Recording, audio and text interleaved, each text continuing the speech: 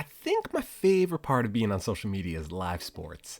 If you can't be at a bar watching a big game with a bunch of other fans, or even at home watching something like the Super Bowl with a bunch of friends, hopping online to get instant reactions from people is a really good alternative.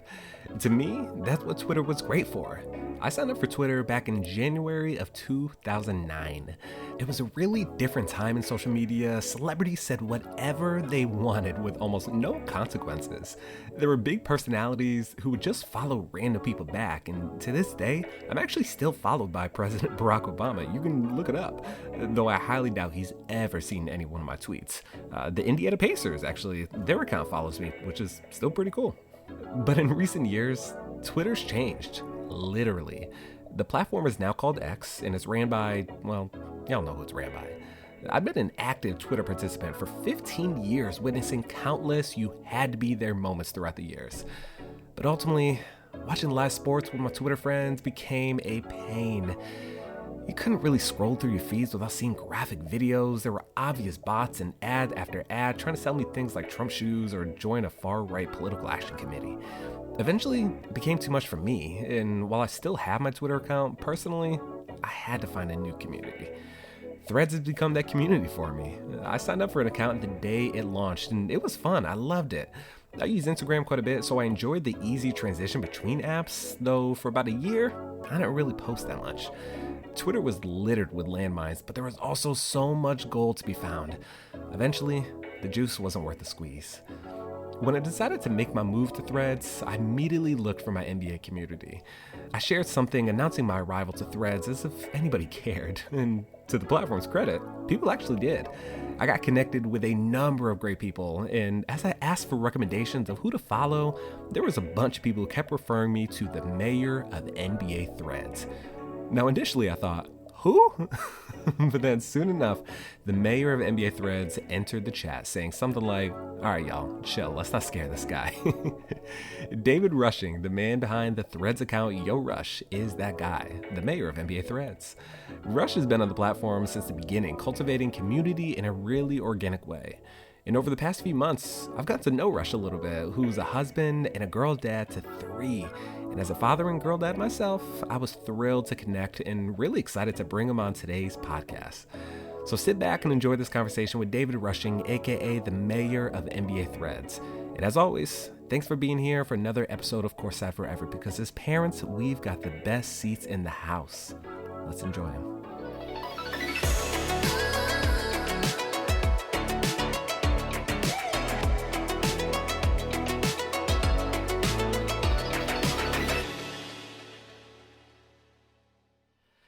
Ladies and gentlemen, let me introduce you, David Rushing. David, how are you doing today? Ryan, I'm doing very well. Thanks for having me on. Of course. It's always awesome to get invited to do things like this. So I appreciate it. Anytime. When I put this together, I know we were talking about it briefly, but I was like, oh, who are a list of a couple guests I would love to have?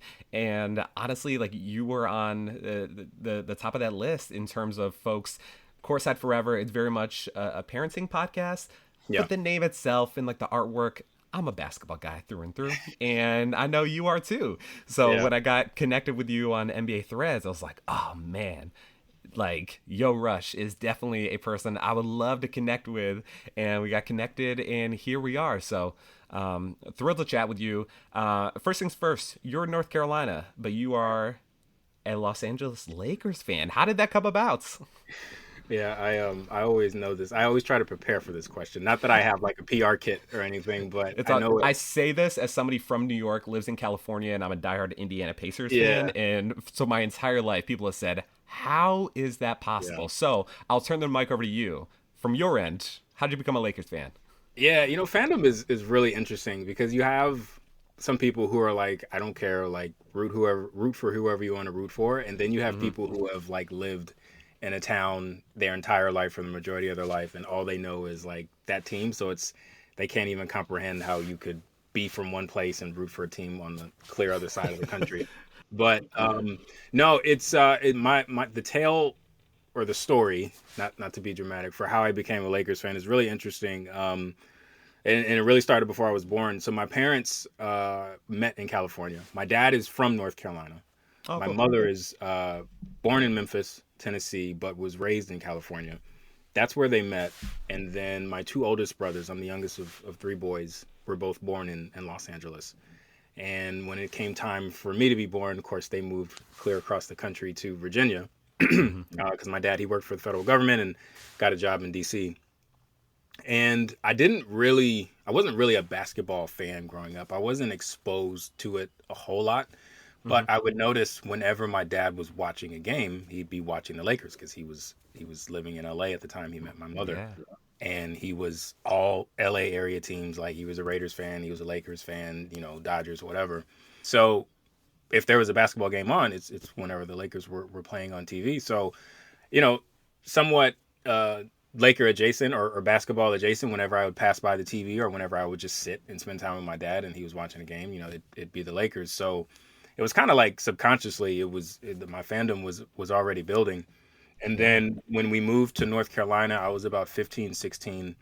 I didn't really get into playing basketball until I was about 12 or 13. So I Okay. think a little later than I guess most kids who love the sport. Yeah. Um, I really got into the league when Vince Carter came in, when he was just dunking over everybody like the baseline Yeah. windmill against the Pacers. Sorry to bring it up. Oh, I Um, know. People bring up that, and I'm like, oh, why did they have to be against the Pacers? It was a great dunk, yeah, though. yeah. Chris Mullin, I think, realized how old he was at that point in time.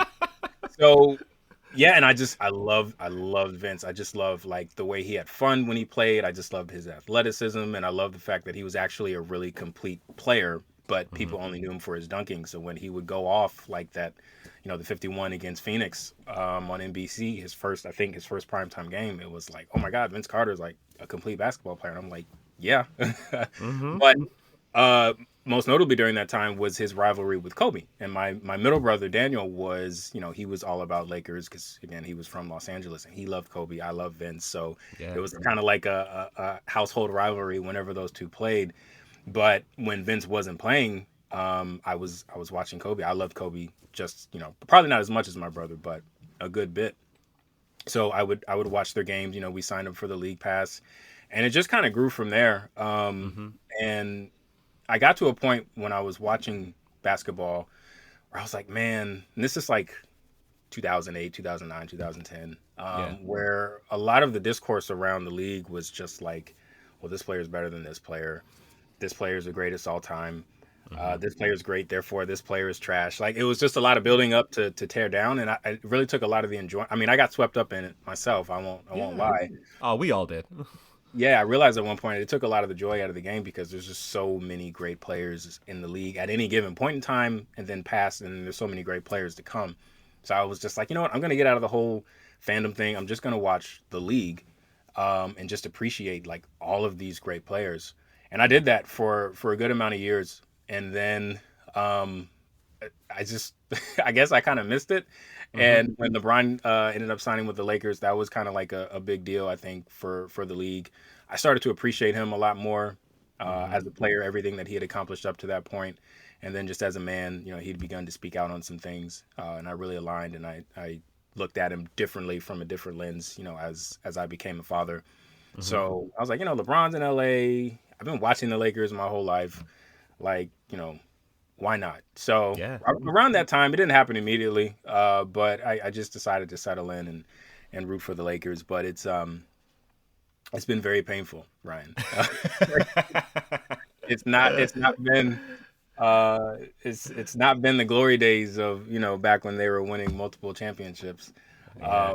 It's Not and as they're, much. they're they're like a daily meme. So as you know, I get a lot of flack for it on Threads, but it's all in good fun, especially on Threads. So I don't mind it. Oh, for So that's sure. kind of the twisted, windy road of how I arrived at being a Lakers fan. But yeah, honestly, it all started back when I was a kid, and my dad was always watching them when they were on TV. I love it. That connection in terms of like your father watching that, and then you obviously here we are in 2024, and you Mhm. have kind of continued that. Yeah. I love it. And I think about that often, and that's why I know there's a ratings discourse going on about who's watching, who's not, Mhm. and certainly not to get into this because I certainly want to make this conversation about you, but Yeah. The reason I care about that is because of this story exactly. Like generationally, more eyes on the game. Like we can pass this on to our kids. I know for Yeah. better for worse, probably for worse. My kids are Indiana Pacers fans, and you know, like that is something that I hope that in another 20, 30 years they're having conversation with someone where they go, why Indiana Pacers? Like Yeah. that makes like your dad, your mom, like no one's from Indiana, and they can tell a very similar story. And it's like, oh, my dad loved the Pacers, and he took us to a lot of games, and they won a couple. I'm just hoping by that point we can say we watched the championship together. That's all I'm hoping for. Yeah. Your Lakers beat us in 2000, so there was Right. our one championship opportunity. Yeah. You know, and then you took the in-season tournament from us last year too. So you know, we're trying over here. Yeah. But you know, that's okay. I got a lot of love for the Lakers. Like you, I'm just a fan of the game. Of course, Right. Pacers are my team, but there's so much talent out there, and you speak to a lot of that on Threads. And NBA Threads is certainly a movement that is continuing to build and Hmm. grow, similar to the way that NBA Twitter grew probably 15 years ago. Yeah. And with some of that notoriety, you have kind of been swept up into some of that. Right. And, you know, in December 2024, Complex actually ran a story called David Rushing is Shaping the Basketball Conversation on Threads. And in the interview, you mentioned that the nickname, the Mayor of Basketball Threads, makes you a little bit uncomfortable. Yeah. So, you know, reading through NBA Threads, to you, what's been the most surprising aspect of finding yourself as a prominent voice within that NBA online community? Wow. Great question. I want to I want to clarify something, which is hilarious, because my actual nickname is the Mayor of NBAThreads, but because the article wasn't done in tandem with the league, Complex couldn't make any mention of the NBA. So I don't know if you noticed as you're reading the article, there's no actual Oh, mention, any direct line to the league. It's just like professional basketball. you know, Um, definitely didn't make that connection. yeah. But So, that's good to and know. it's funny. So when the article hit, I think someone saw it before I did, and they tagged me on it in a comment on Threads, and Hmm. I was like, "Oh wow, it's out." I knew it was coming. Obviously, I didn't want to say anything because I don't Hmm. want to be like, "Hey guys, look at me! I'm getting a Complex article in 4 weeks." So when it came out and someone tagged me in, and I was like, "Oh my gosh, it's out!" I didn't read it. I'm really actually anti-attention. I know a lot of people probably won't believe that based on their experience with me on Threads, but I've always just kind of been, really low key, introverted, stay to myself. I've That's definitely not been my personality on Threads. I don't Yeah, know what about it has made me more comfortable coming out of my shell, but I yeah. just have. So I didn't read it at first. I sent it to my wife. She was the first person I sent it to. So I sent it to her, and I'm just kind of waiting. I see the little iMessage that, okay, I see she's read it. So I'm like timing in my head, like she reads fast, so she should get through this pretty swiftly. Hmm. And then I see the bubbles going. She says, "They got your name wrong," and I'm like David Rushing, like it's literally it's on the title. Like, how could they get my name wrong? It's David Rushing. Like, did they goof somewhere? And she was like, "They called you the Mayor of Basketball Threads."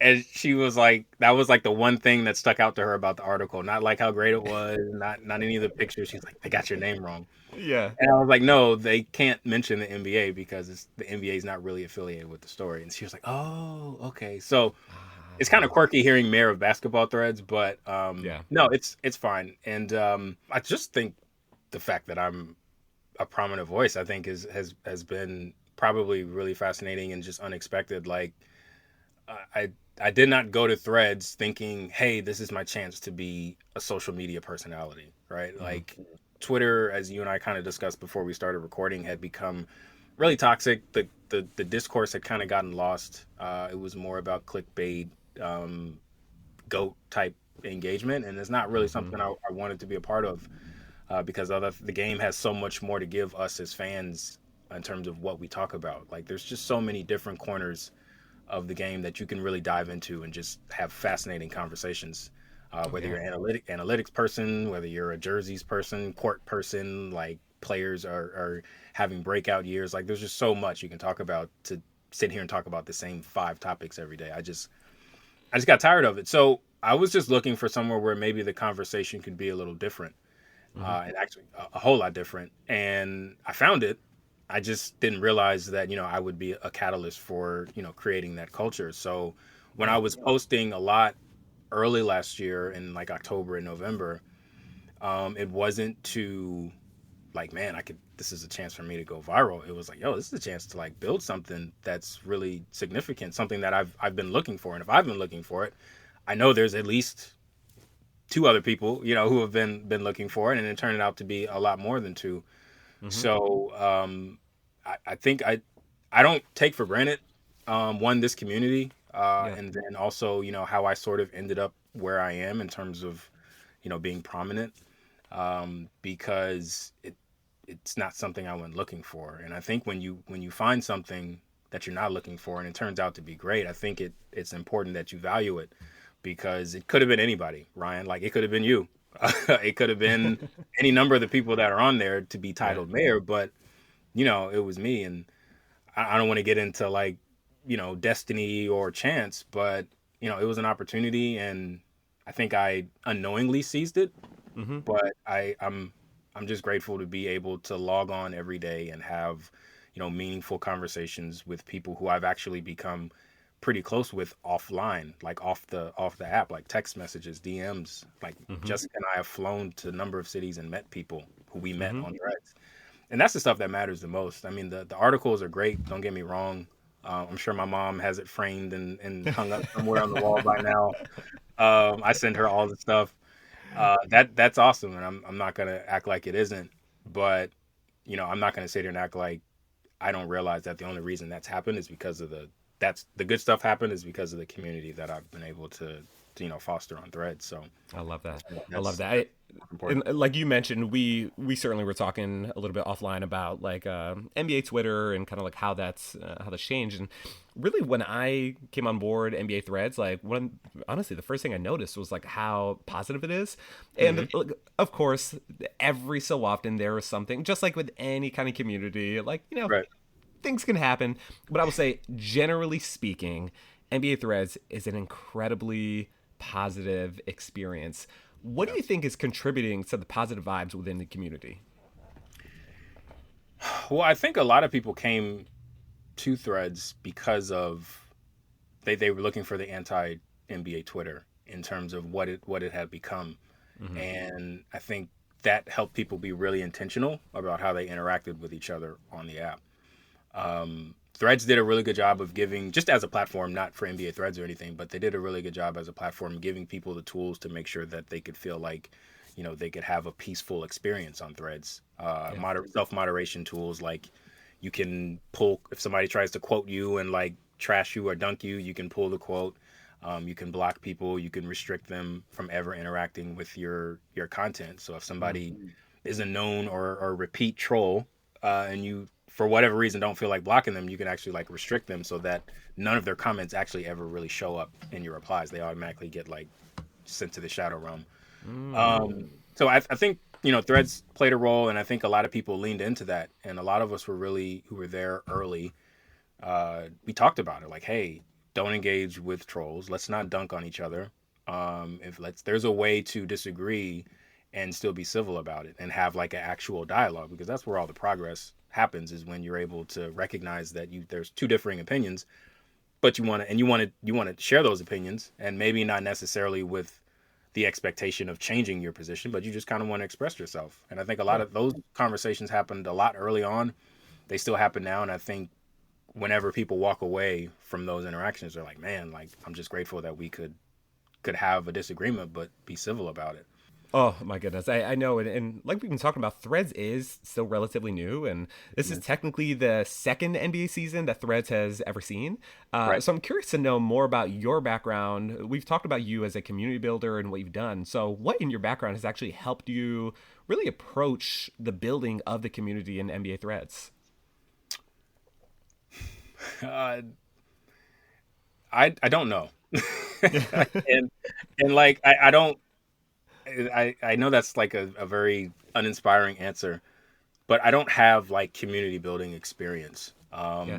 Like I said, I'm very much like in the background, very indifferent. I don't really have strong opinions on a lot of different things. Hmm. My wife is polar opposite. She has very strong opinions on a lot of things. A lot of times I'm like, babe, if it's what you want, you know what I'm saying, I'll roll with it.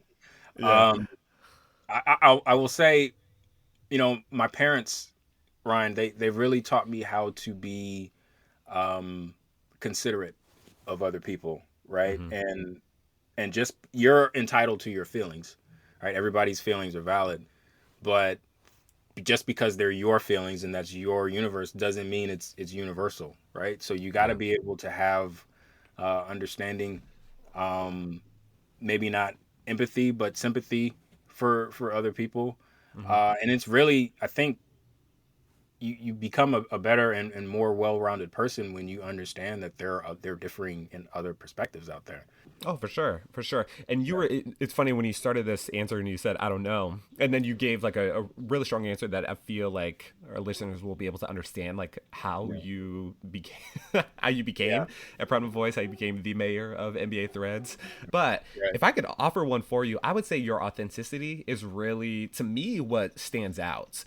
Sure. But what you bring to the table is something that a lot of folks do not, and that is authenticity. And people are really craving that right now. No, thank you. And I didn't mean like I don't know. Like I know who I am, but I don't have like any internships, or I didn't study, like community. I don't know if there is a course out there for community building. I didn't.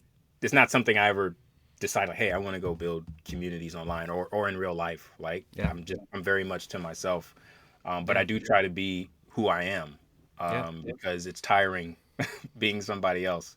Mm-hmm. And one thing, and I owe a lot to my wife because she's made a lot of things possible for me, both on Threads and then just in life in general.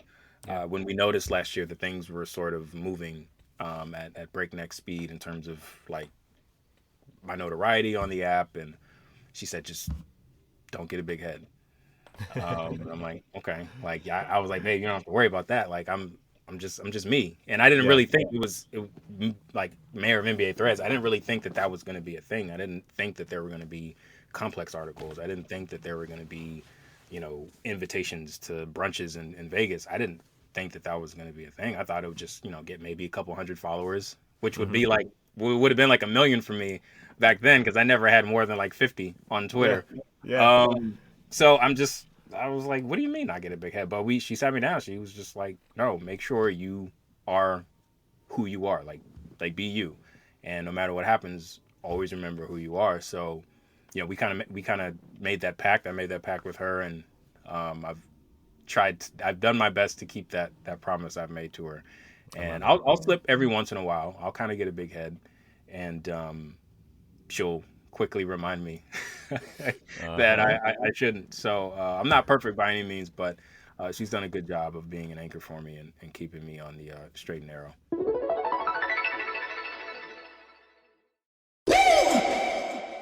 Oh, absolutely. We all need smart people around us. It sounds like you have one of the smartest around you. And speaking of your wife, you and Jess actually co-host the podcast Rush Vibes, where you cover a range of topics beyond basketball. Yep. Not to mention, this past August in 2024, you released your 100th episode. So I'll ask you, what led to the creation of Rush Vibes, and what have you learned about yourself as a husband and a dad over those 100 episodes? Wow. Well, Rush Vibes really sort of came out of having nothing to do during the pandemic. And I think it was a podcast boom because we were all stuck in the house. So, Yeah. and podcasting has a very low barrier to entry. So I think that's one reason why we felt comfortable doing it. But I've always been enamored with people who are able to get on a microphone and speak eloquently and give their opinions on things. I was always into to watching pundits and talking heads talk. My dad used to watch the sports reporters on Sunday mornings on ESPN. I very much enjoyed that. Didn't really always understand what they were talking about because I was a kid, and obviously these are adult things that they speak about and sports that I wasn't actually watching. But I just enjoyed like the concept of you know putting people in a room and then putting a prompt out there and then letting them tell their differing opinions. It was just always fascinating to me. And I had a little bit of Mm-hmm. a period of my life where I thought I was going to be a journalist. Got into like this program after college and did some writing for the school paper, but it kind of fizzled out mainly Okay. because when I graduated, it was sort of like in the middle of the recession of 2008. And I think just a lot of print jobs. The industry, I think, really started to change then. So a lot of print jobs went away locally. So I just kind of went away from it. But I've always kind of been interested in the medium of media. So my wife and I, we noticed that as we had more kids, and we only had 2 at the time, so not like we have 10 or anything like that. But we had our second child during in January of 2020. Right before things got crazy. And we just realized that, man, we're in the house with the kids all day. We don't really have a whole lot of time to just talk, like about, whatever, what's on our mind, what happened in the news, what's going on in our relationships with our friends. We just didn't have time. And we kind of do this back and forth thing on social media. Maybe you've seen it, where we sort of take digs at one another. I love it. And yeah, and I think people who aren't familiar with this are like, what's wrong with these people? But it's really just a fun thing that we do. We had been doing that for a couple of years on Facebook, and people really enjoyed it. And they were like, you guys need to like do a show or something like that. And I was like, yeah, whatever. But when 2020 hit and we were in the house, I was like, why not? Let's just start a podcast. And Jess is like down for anything. I love it. As long as it's not skydiving or going to see a scary movie, like she's all about it. So she said sure. So I went ahead and bought the stuff. And I knew nothing about audio. I knew nothing about RSS feeds. I knew nothing about setting up a podcast. I didn't really know much about video in terms of how to configure a set, if you will. Yeah. So I kind of had to teach myself. So we actually did maybe 50 test episodes. Oh wow. Yeah, she every time, once we got to like 10, she was like, okay, is this the one that we're gonna put out for real? And I was like, nah, I gotta tweak this and get this right. And she was like, okay, how about now? I'm like, no, we gotta get this right. So a bit of a perfectionist when it came to that, but we got to like 50, and I was like, okay, I feel comfortable. Then we put it out. But yeah, it's really just we knew that once a week, on Wednesdays, we would have our sort of quote unquote date night. But we would just record it and put it on the internet. So I'd get a glass of bourbon, she'd get a glass of wine, put the babies to bed, turn the lights on, hit record, and we would just go. And at the time, we didn't really have a niche that we wanted to be in, because it was just whatever we wanted to talk about. Yeah. So most of the times we would end up hitting like hot topics, big headlines, and our thoughts on them and how they affected us. But every once in a while, usually once an episode, we would just get into a tangent, and it could be anything. It could be relationships, it could be marriage, it could be kids, it could be fatherhood, motherhood, whatever. It could be a beef she has with me that she's bringing onto the mic, and I really didn't appreciate it when you said this. A lot of times we have differing opinions. We have 2 very different backgrounds, and I think we think very differently. So it creates for good debate a lot. So we just kept doing it, and it was fun. Learned, teaching myself how to fly the plane while I'm in the air was a lot of fun, and it helped me get comfortable being on camera, speaking on camera, and not only that, but putting myself out into the internet, out into the world.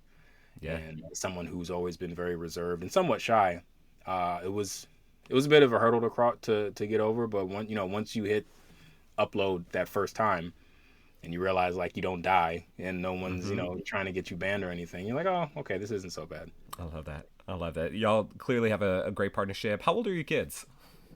We have a 9-year-old, a soon-to-be 5-year-old next month, and a 3-year-old. I love it. I love it. Yeah, I have 2. I have an 8-year-old, a 5-year-old, and again, both girls. So 5 girls between us, girl dad through and through. I love it. I know. I pretty much anything girl dad related, people will send it to me. Like I have like the hoodies, the shirts, all those different things. Like, yes, if there's something that says girl dad on it, give it to me. I'm all about it. Now earlier you mentioned, obviously we've been talking about Jess, we've been talking about connection, community, all those different things. And you mentioned that you've flown to different places to meet up with folks in NBA Threads. And if I'm not mistaken, you were in Vegas last year, right, for the in-season tournament. and you even met my guy. I did a little snooping on NBA Threads, and I think you met my guy Myles Turner of the Indiana I did. Pacers. Is that Yeah. correct? How was he? What was he like? Yeah, Miles was great. And I didn't actually, I don't know that I would have gotten the chance to meet him. Lex, who is on Threads, is very versed in these types of environments. Because I met him at a brunch. She's very. It's so awesome to see people like in their element. And I don't know Lex that well. I speak to her somewhat regularly, like online. We interact with one another, and I've obviously met her in person a couple of times. But she was very resourceful because that was my first time being at like an industry event, and it was probably like number 100 for her or whatever. So I had questions. I was like, Lex, like, should I dress like? Should I be dapper? Should I, be relaxed? Like, should I be in the middle? And she was like, no, just be yourself. So we didn't go arrive together. She and her husband were there. But you could tell she was very familiar with all the Meta and Facebook people, and she had met some she knew some people like in the league. Some WNBA players were there. Some Shams was there. It was a great event, and I had made my rounds. I had met some people within Meta, some of the PMs, some of the sports people. I got a chance to talk to Shams and met Rich Paul. I'm name dropping. I'm sorry. So at this point, I was name drop. Hey, I was an interviewer. I think if you are not like shouting yourself out, who else is going to? Quite frankly, I invited you on this interview on this podcast to do exactly that. So name drop, like I name drop for people all the time. I'm like, oh, my brother-in-law knows so and so. They're like, but do you? I'm like, no, I don't. But I know somebody who does. Right. No, it was really cool, and I think I've only told my wife this, but so. Real quick, I want to actually set the record straight on something. So this is breaking news, Ryan. You're the first to actually hear this. Let's go. I was invited to the brunch, but I was not flown out. I was not put up. Nobody paid for anything for me in terms of getting to Vegas. So I was in Vegas. There were pictures of me at the brunch. I posted pictures of me at the brunch. I went live. I think I recorded a video to let kind of the community know what it was like and how excited like everyone there was for NBA Threads. And obviously I was at the game. I was fortunate enough to get into like the Meta suite, so I met a lot of the people who worked on the app and who are like more behind the scenes. But I've noticed there's like this narrative sometimes online where people are like, yeah, they flew rush out to Vegas and like put them up in one of those fancy Vegas. Like, no, I flew Frontier. I stayed at a town suite inn away from the strip, and I Ubered everywhere I went. So, and that's not no shade to Meta. Like I was in a weird place, right? Like a lot of people knew me because of NBA Threads being new and early, and I was a bit of a catalyst. But I wasn't like this. I wasn't like a lethal shooter type influencer. So, no shade at them for like not flying me out. I don't know that I would have either. I did get the invitation to the brunch though, so that's something, and I very much appreciate that. Yeah. But no, in case anyone out there thinks Meta flew me out, no, I did not fly out. I flew Frontier. It was a very painful flight there and back. I'm pretty sure the seat that I bought didn't even recline. No Wi-Fi, like no food. Like it was a nightmare. I got back. I told Jess, I'm never ever flying Frontier again. If we have to go somewhere and the only option is Frontier, we're either walking, we're gonna drive, or we're just not gonna go. But I am never flying Frontier again. I love it. You heard it here first, folks. David Rushing did not get paid by Meta to go out there. The man got into the cockpit. He flew the airplane himself to Vegas. Is that what I heard? No, not quite. And what's funny is I actually wasn't gonna go because money was a little tight, and it was I'd gotten the invitation, and it was like, hey, you should come out. And I kept waiting for hey, we're going to bring you out. That never happened. So I was like, it's kind of short notice. It's across the country. We got kids in school. But Jess was like, no, you should go.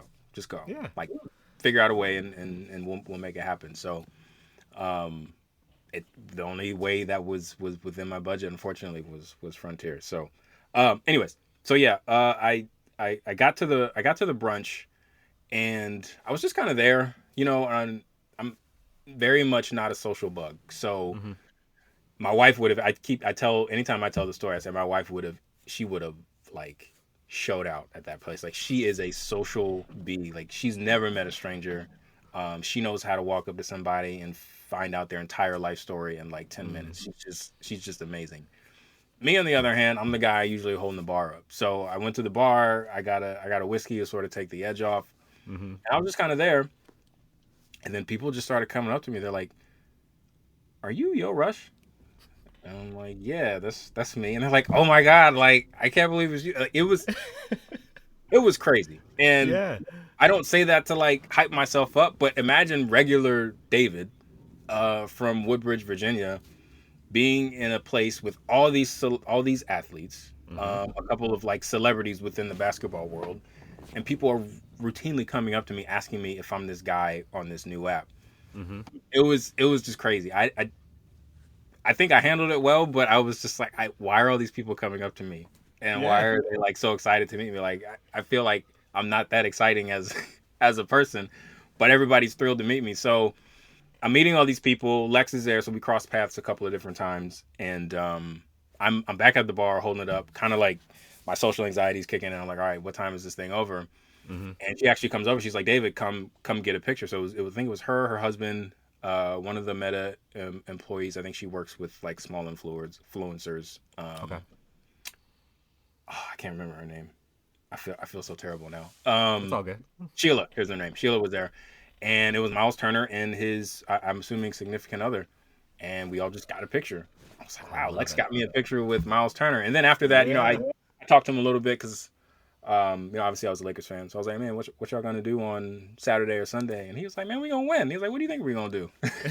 So, but he was very playful about it. So we kind of dapped him up, and then that was that. But no, Myles Turner was great. Very, very approachable, Yeah. very, very down to earth, and he wasn't like annoyed being at a function with influencers or anything like that. He was great. Oh my goodness, love that. So in terms of NBA Threads, it's Yep. it's new, and while we are growing the platform as a community, the NBA did recently announce a multi-year partnership with X, which I know some folks on the platform were a little bummed about. Mhm. I don't think a lot of us were really surprised though.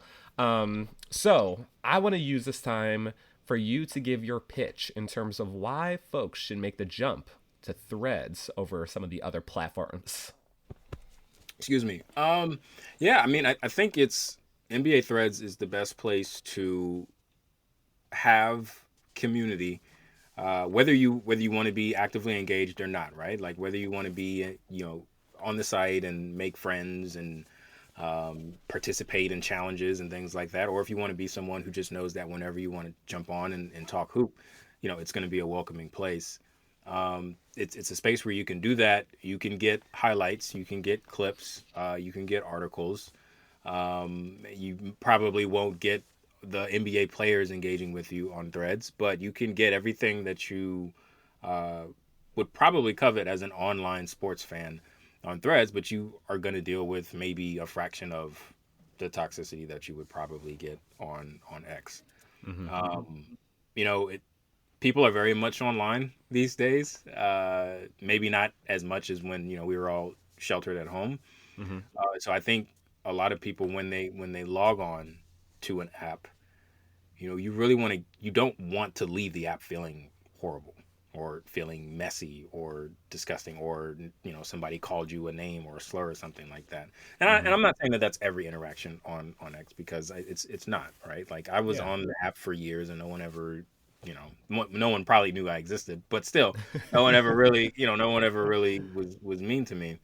But I mean, that stuff does happen, and it happens on Threads as well. But NBA Threads is just a really intentional community about being welcoming.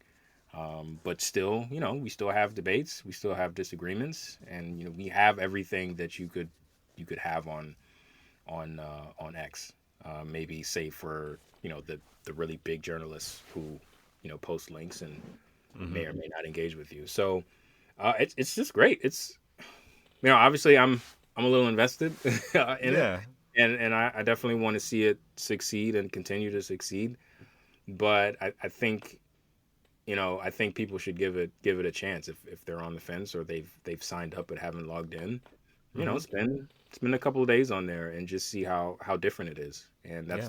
the one thing the transplants who have come over. I think yourself is one of them Mm-hmm. who've kind of been surprised at just how refreshing of a basketball culture it is relative to the greater internet. So Yeah.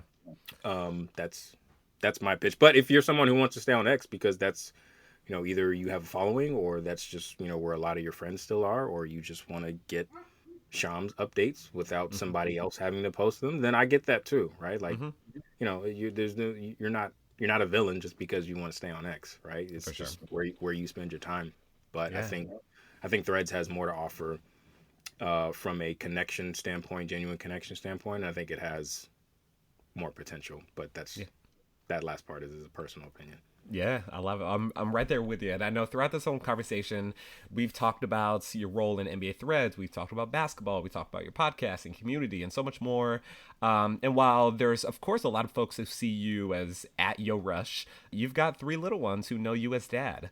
So Yeah. throughout it all and everything that we talked about, how do you show up well for your kids while maintaining your identity, I guess, Mm, as a community builder? yeah. Not I didn't always do it well. Um, yeah, I spent a lot of time on Threads last year, um, just because it's new. I have a very much have an early adopter type mentality. So when Mm-hmm. something is new and it's fresh, I dive in and I'm all about it. Yeah. And of course with Threads, it just so happened it was that effect, but then also the fact that like I'm sort of at the center of it, and as one of the main catalysts. So I was just all about it. And my wife Mm-hmm. wasn't on Threads early. Like Mm-hmm. she doesn't really do new social media apps. She's got her Instagram and her Facebook. That's home for her. She's Mm-hmm. good. So she didn't really understand all of the rave that I had for Threads. But it took I was engaged in it a lot, and it took her having to speak to me a couple of different times, like, "Hey, we're in the room. Our oldest was trying to tell you something, and you just like you didn't even acknowledge her. Like you were so zoned in on the phone." Mm. And it it it took a couple of conversations, I won't lie, but eventually I realized like, okay, I have to this is great, Threads is great and it's fun, and it means something to me, but I have other responsibilities first. Mm-hmm. And I know this question was about fatherhood, but I think just in terms of marriage, which is essentially a partnership, it's really critical to have someone who can sort of see when you're starting to leave home base a little bit, right? Like Yeah. when you're not doing the things that you need to do. But it's also really important to have enough respect for that person and value them to where you're not just like rejecting it, right? Because I could have Yeah. been like, no, Jess, you know what you're talking about. Like maybe what she was telling me just wasn't that interesting, right? Like I could have deflected and done any number of things. Mm-hmm. But I obviously love my wife, but more importantly, I respect her enough that when she speaks to me about my behavior, I listen. Yeah. I may not always agree in the heat of the moment, but I owe it to her to listen because she's my wife, and 9 times, probably like 11 times out of 10, she's right. Yeah. So I didn't always manage it well, but then we had some conversations, and I told her, well, hey, when games are on, that's kind of when I need to be online, Yeah. but I can scale it back, during the daytime. I don't always have to be on Threads, so Yeah. it's compromise. It's making adjustments. It's making time for the things that are important to you. I take my girls to school pretty much every morning, and I'm usually the one to pick them up. So just trying to be intentional about that time. Asking them, not only how their day was, but tell me something cool that happened, or tell me something you learned that you didn't really know, or something. Tell me what you did during recess. Just very specific questions instead of just the general, hey, did you have a good day? Yeah. Because you're going to get a yeah or a no. Uh-huh. And then that's it. So, I mean, fatherhood just in general has taught me a lot about myself, where my gaps are, where my blind spots are, Mm-hmm.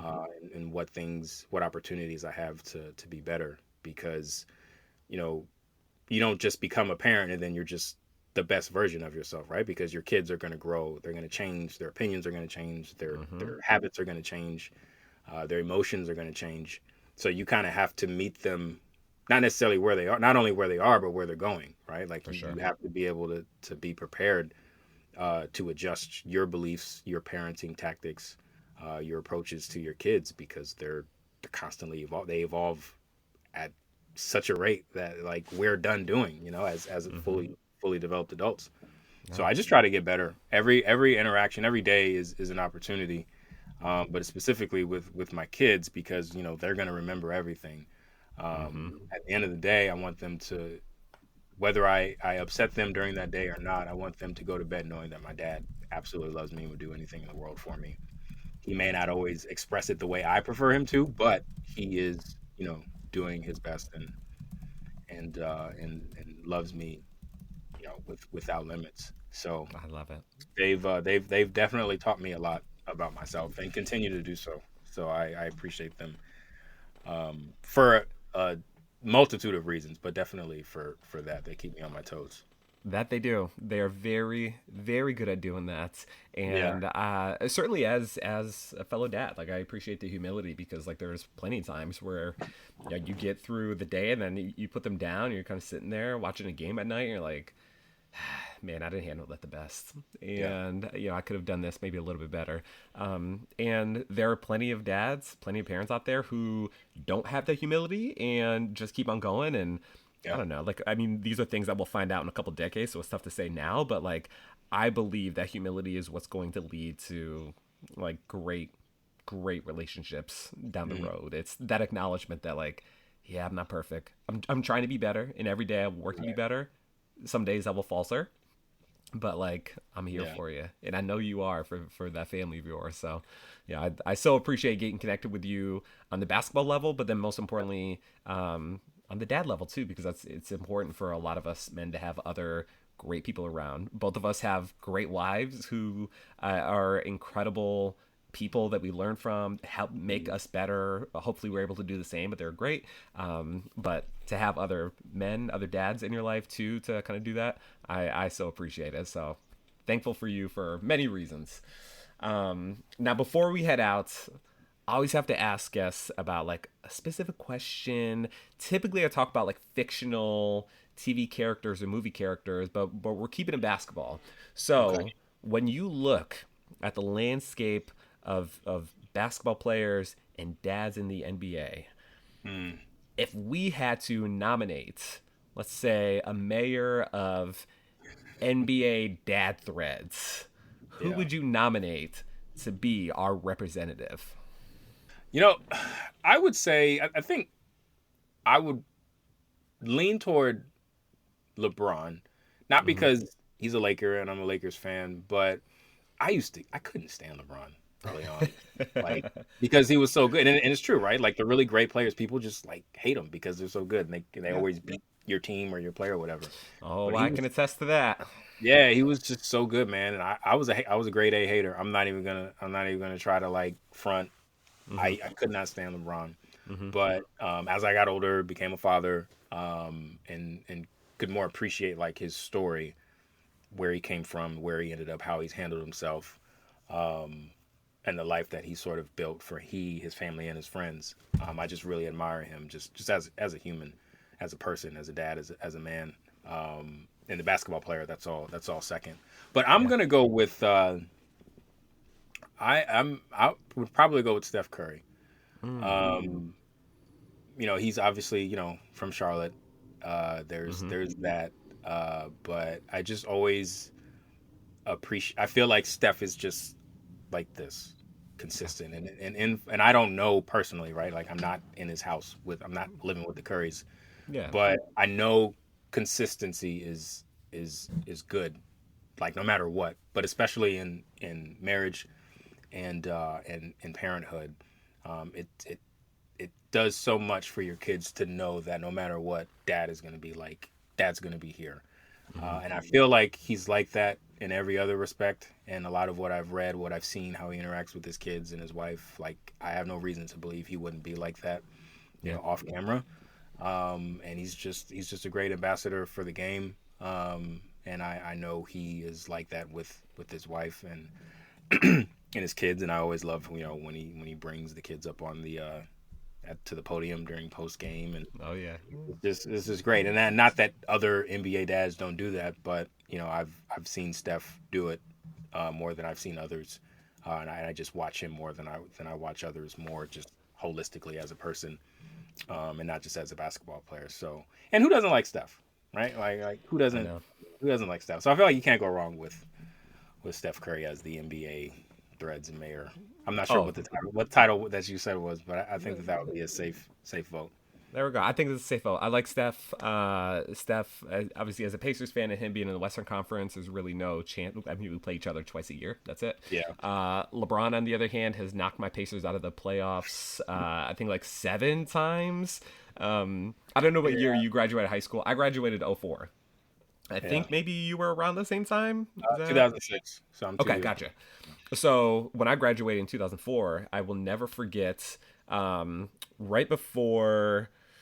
Yeah, it was like right before his first game, because LeBron's first game was in Sacramento, and I went to high school 30 minutes away from Sacramento, so it was like a big deal. Oh, okay. And I remember that morning, there was our entire basketball team, because I was playing varsity ball, and our entire team, we almost went to blows about who would have the better career, LeBron or Carmelo Anthony, both of whom had their first game that night.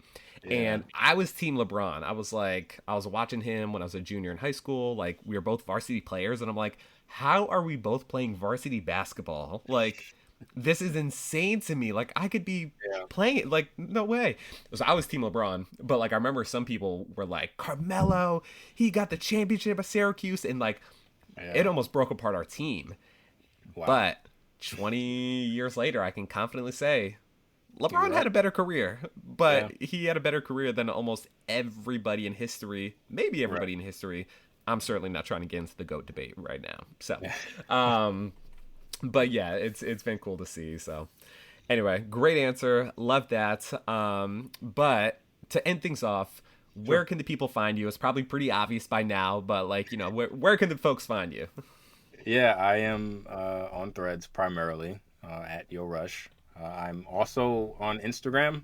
Not a lot. I update stories. I don't really post like reels or anything like that a lot, but I've connected with some people in group DMs. I know you and I first connected via DM to set this up, so you can reach me there. But I've also set up on Blue Sky and Mastodon. I'm a big believer, not to get too much into it, but there's this sort of push toward like an open social web where people on Threads can speak to people on Blue Sky without having to be on that respective app. And all of those apps have the ability eventually to make that a reality. So I've just kind of being interested in the technology of it all and the potential of it all. I've decided to start spending more time on those platforms. Threads is home base for me. That's where you'll definitely find me there. Yeah. Every day. But yeah, I'm also on those platforms too, but same username at Yo Rush. I love it. David, it has been an absolute pleasure. I know this is going to be the first of more conversations. Obviously, excited to connect with you for many reasons, but I can't thank you enough for joining Courtside Forever. So anyway, David Rushing, ladies and gentlemen. Thanks, Ryan. Appreciate it. Thanks to David for coming on the podcast, and shout out to the entire NBA Threads community. If you enjoyed this podcast, feel free to share it with a friend or two and give us a rating if you're able. I'm your host, Ryan Rucker, and I appreciate you being here. Take care.